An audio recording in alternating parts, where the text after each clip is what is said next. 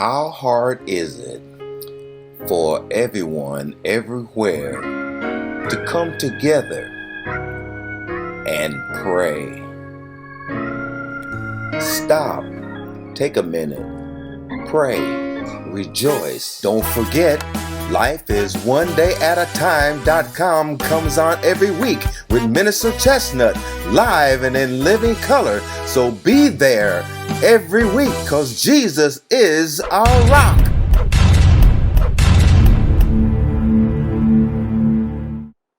Welcome to lifeisonedayataTime.com. I'm Minister Chestnut, and thank you for joining me again on another day of life and another day of love to live in His riches and glory. But first, I'd like to wish you grace, mercy, and peace. For 2022, we're getting through it all in 2022 with grace, mercy, and peace. We continue in the Gospel of Mark, where Jesus was telling his disciples when the end was coming. And he was getting into some pretty serious details about the end. And we pick it up in chapter 13 to make a note of who's going to be here during that so-called tribulation period. Because a lot of people are misconfused. Mark verse 13, it says, "And ye shall be hated of all men for my name's sake." Who's that? Jesus. "But he that shall endure until the end, the same shall be saved." So somebody is going to be going through something. "But when you shall see the abomination of desolation spoken by Daniel the prophet, standing where it ought not, let him that readeth understand.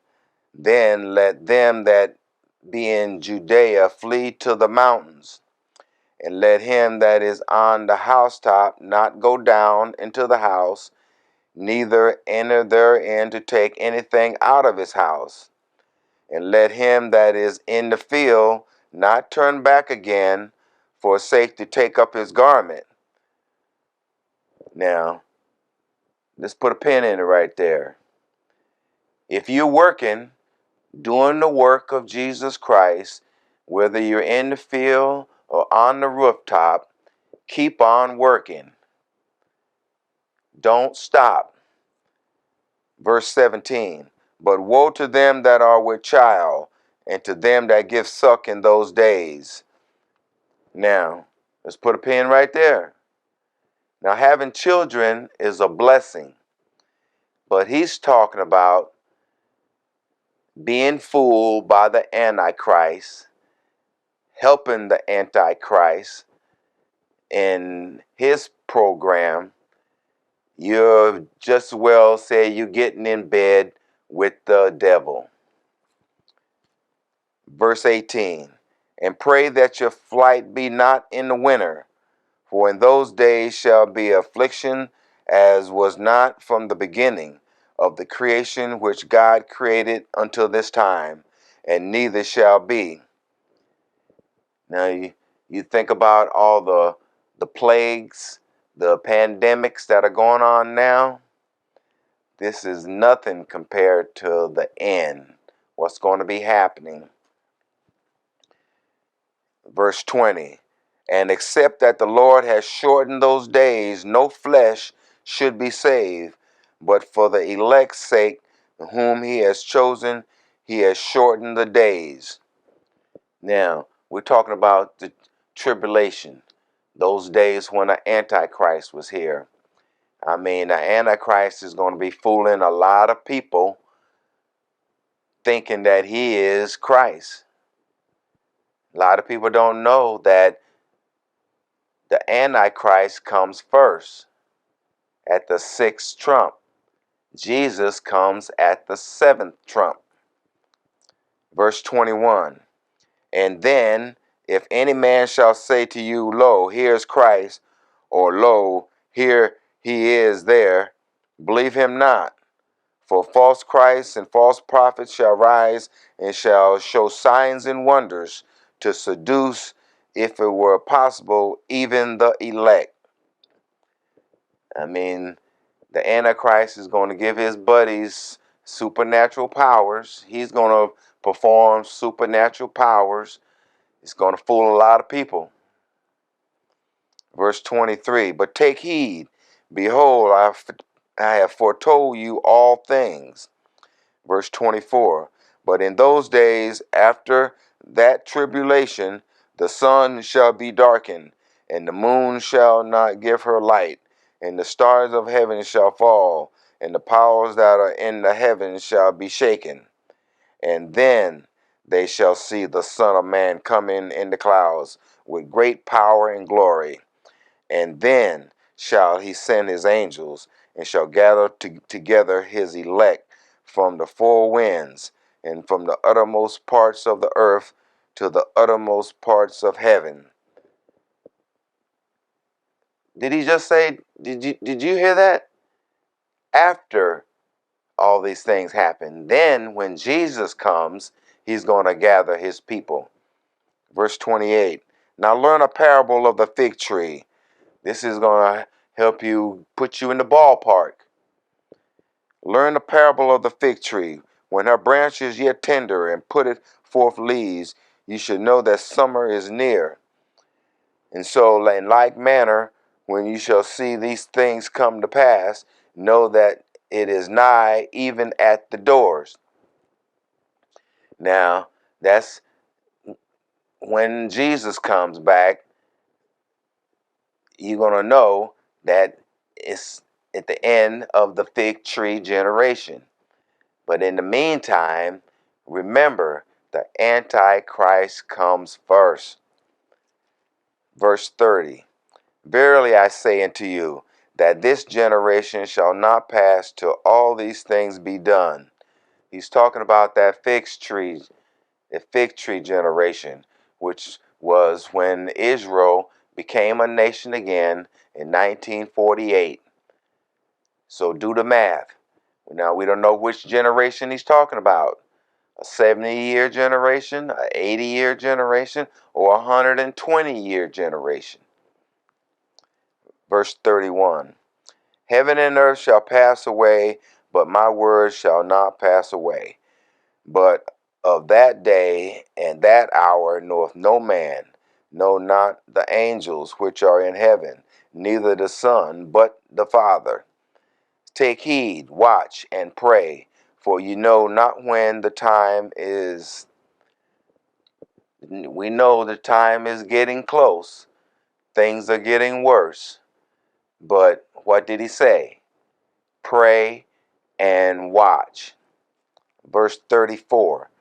For the Son of Man is as a man taking a far journey, who left his house, and gave authority to his servants, and to every man his work, and commanded the porter to watch. So watch, therefore, for you know not when the master of the house cometh, at eve, or at midnight, or at the cock crowing, or in the morning, lest coming suddenly he finds you sleeping. And what I say unto you, I say to all, watch. So he's telling you, stay awake, don't get caught sleeping, keep your whole armor of God on, your helmet of salvation, your breastplate of righteousness, your loins girded in truth, your feet shod with the gospel preparation of peace. You have his word, which is sharper than any two-edged sword. And most of all, you have his shield of faith to quench all the fiery darts of the enemy. Hey, it's a blessing. It's a good life to live. Just stay awake, stay prayed up, and watch. Chapter 14, verse 1. After 2 days was the feast of the Passover and of unleavened bread. And the chief priests and the scribes sought how they might take him by craft and put him to death. Now, these are the chief priests of the church. Now, Jesus has been teaching the word. Now, these other guys, they're upset because the pockets are hurting. All the people are after following after Jesus, and they're not going to church in the conventional way anymore. Verse 2, but they said, not on the feast day, lest there be an uproar of the people. They were still afraid of the people. They don't want to start no stuff on the feast days. This is the Passover is coming, which is at this point in time, it says after 2 days was the feast of the Passover. It's close to the what you call the 13th day of let's go there. Let's go back to Appendix 105, and it tells you about the first day of the feast, which was a high day. It was the 15th day of Nisan, which was our Wednesday sunset to Thursday sunset, the first night and the first day in the tomb. Jesus was crucified on Wednesday, and he was taken down before sunset. The second day of the feast was the 16th day of Nisan, which was our Thursday sunset to our Friday sunset, the second night and the second day in the tomb. The third day of the feast, the weekly Sabbath, was the 17th day of Nisan, which was our Friday sunset to Saturday sunset, the third night and the third day in the tomb. The first day of the week was the 18th day of Nisan, which was our Saturday sunset, the third day as of Matthew chapter 16, verse 21, and not the third day of the feast. So you have to remember, in those days, the days were counted from sunset to sunset and not midnight to midnight. Okay? Verse 3, Jesus, as being in Bethany in the house of Simon the leper, as he sat at meat, there came a woman having an alabaster of ointment of spikenard, a very precious ointment, and she brake the box and poured it on his head. And there were some that had indignation within themselves and said, why was this waste of ointment made? Now, you know who started that? It was Judas, because he was in charge of the money box. He didn't appreciate wasting all that precious ointment when it could have been sold and money could have been given to the poor, supposedly. Verse 5, for it might have been sold for more than 300 pence and have been given to the poor. And they murmured against her.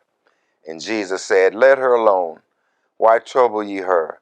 She had wrought a good work on me.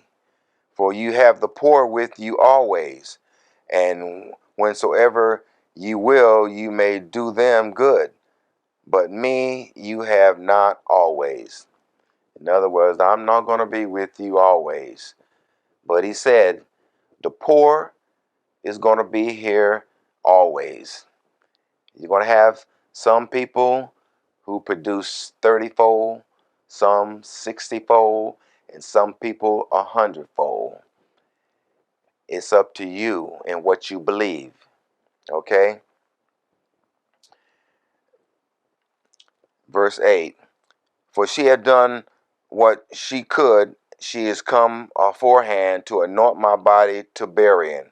So verily I say unto you, wheresoever this gospel shall be preached throughout the whole world, this also that she had done had be spoken of for a memorial of her.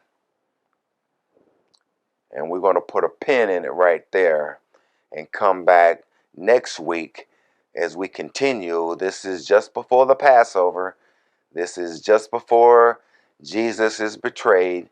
And we'll pick it up next week on another episode of Life is One Day at a Time.com.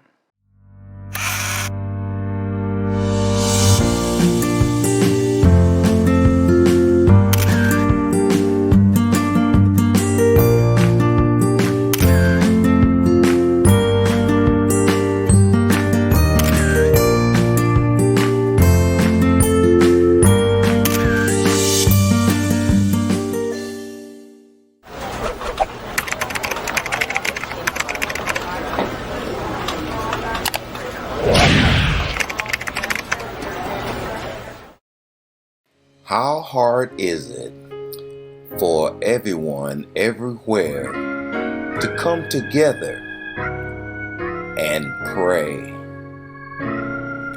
Stop, take a minute, pray, rejoice. Don't forget, Life is One Day at a Time.com comes on every week with Minister Chestnut, live and in living color. So be there every week, because Jesus is our rock.